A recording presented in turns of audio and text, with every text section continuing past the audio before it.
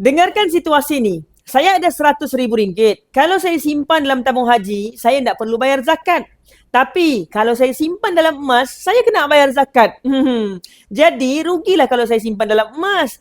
Lebih baik saya biarkan dan letak dalam tabung haji saja. Ramai yang fikir macam ni. Mereka ingat bila tidak simpan emas, lebih bijak sebab kononnya dapat elak zakat. Astaghfirullah. Hakikatnya cara berfikir macam ni tidak betul. Untuk simpanan jangka masa pendek hingga sederhana 2 ke 3 tahun, memanglah sesuai letak di ASB atau tabung haji. Sebab apa? Lebih stabil. Tapi untuk long term, jangka masa panjang, simpanan dalam bentuk aset kertas, contohnya akaun bank, ASB, tabung haji, terdedah kepada risiko yang lebih besar. Bukan setakat inflasi, bahkan risiko hyperinflation. Sebab itulah untuk simpanan yang betul-betul jangka panjang, saya sendiri lebih pilih emas fizikal.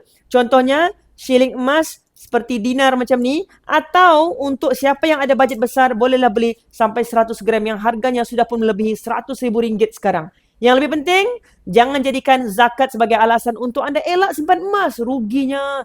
Tak akan miskin sesiapa yang membayar zakat.